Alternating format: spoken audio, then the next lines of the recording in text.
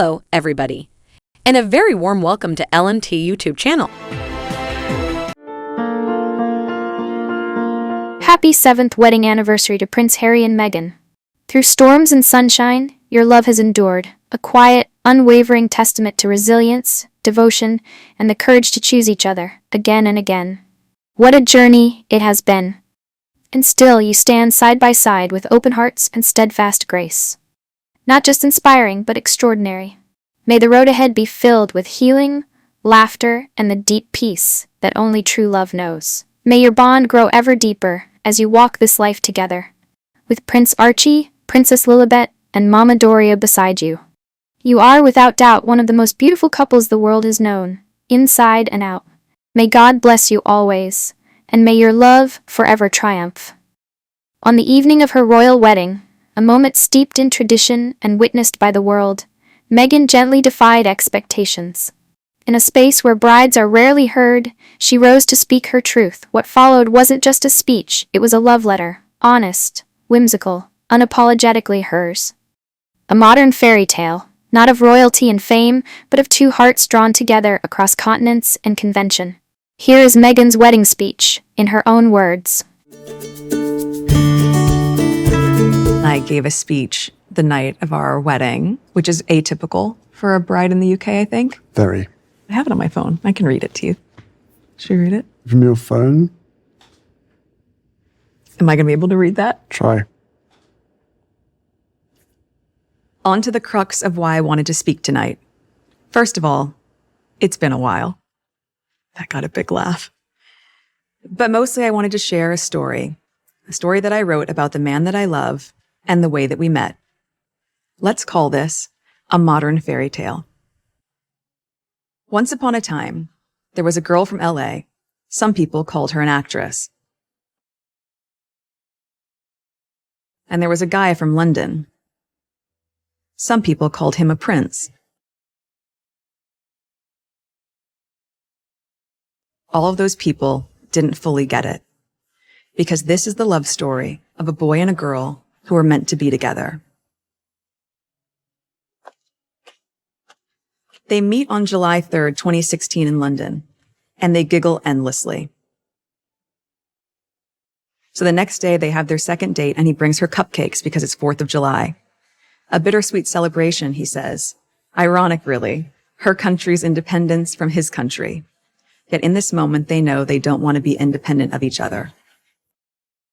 And after a month of long-distance courtship, they settle into the quiet of Botswana. And amidst whatever momentary worries that creep in, they look at each other and think, whatever world we're in, they would love and garden and travel and laugh and rack up more air miles than any couple could have. And when the tides were rough, they squeezed each other tighter. Nothing can break us, they'd say. For this love, she was a fighter. I appreciate, respect, and honor you, my treasure, for the family we will create and our love story that will last forever. So I ask you to raise a glass to the astounding assurance that now life begins, and the everlasting knowing that above all, love wins.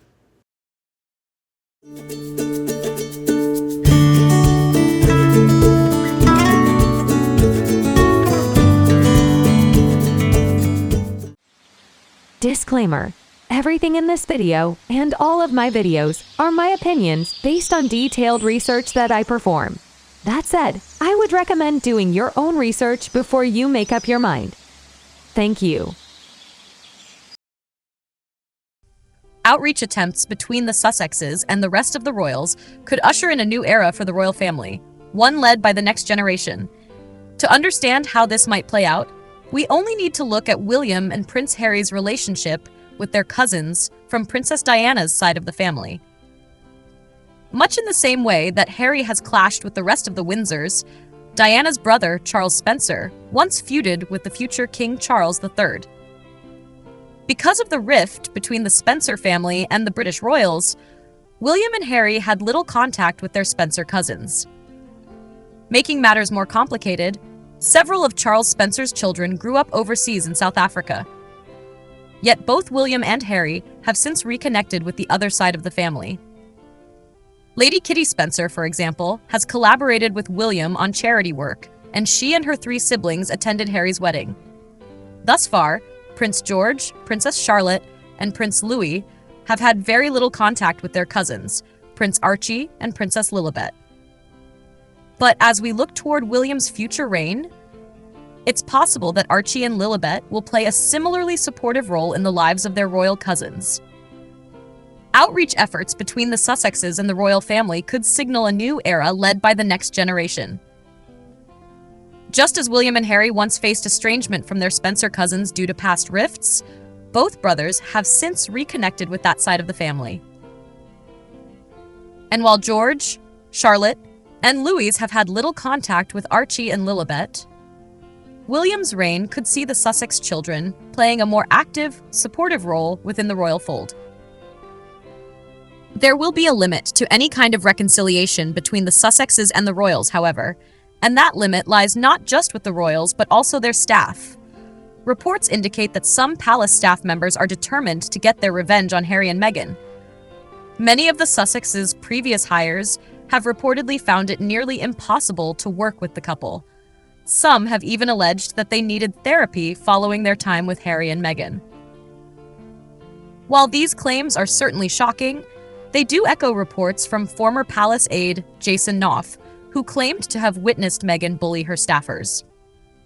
I am very concerned that the Duchess was able to bully 2 PAs out of the household in the past year. Although it's impossible to determine what really went down between the Duchess and her team, it's fair to say that there's plenty of bad blood between the Sussexes and the palace staff. In fact, there is so much negativity and such little trust flowing between the warring parties that it's unlikely things will be resolved before William becomes king. This means that Harry and Meghan likely won't be moving back into any royal residences after William takes the throne. The palace staff probably wouldn't support such a move, and the Sussexes might not enjoy living among those who have historically leaked gossip to the press. Reconciliation between the Sussexes and the royals faces a key hurdle: the palace staff. Reports suggest some former employees are eager for revenge, with several alleging they needed therapy after working with Harry and Meghan. Claims of bullying, notably from Jason Knopf, add fuel to the fire. Given the deep mistrust, it's unlikely the Sussexes will be welcomed back into royal residences after William becomes king. The staff's resistance and the couple's past grievances make it a challenging prospect. King Charles III may not be in the best health right now, but it's still hard to say when Prince William will become king.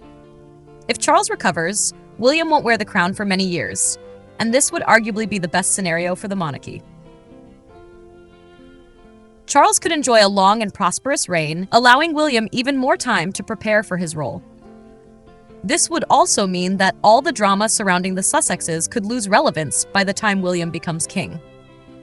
As newsworthy as Harry and Meghan might have been since their 2018 wedding, they're expected to largely fade in importance over time. After all, this is what happened to Queen Elizabeth II's spare children. While Prince Andrew, Prince Edward, and Princess Anne garnered a lot of attention around the time of their respective weddings, the public's interest in their lives waned as the years went on.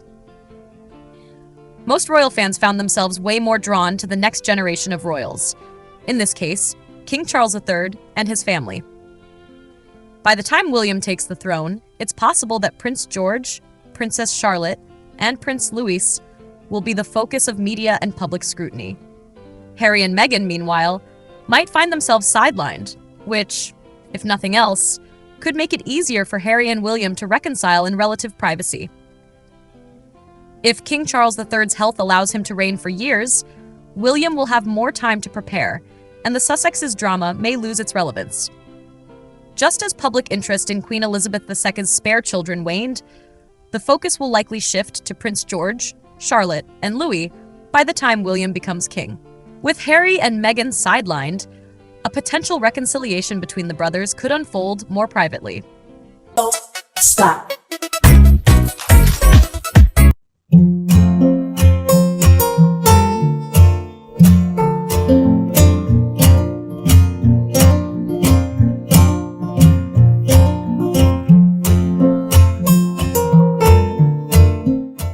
Check out one of our newest videos right here. Plus, even more LMT videos about your favorite stuff are coming soon. Subscribe to our YouTube channel and hit the bell so you don't miss a single one.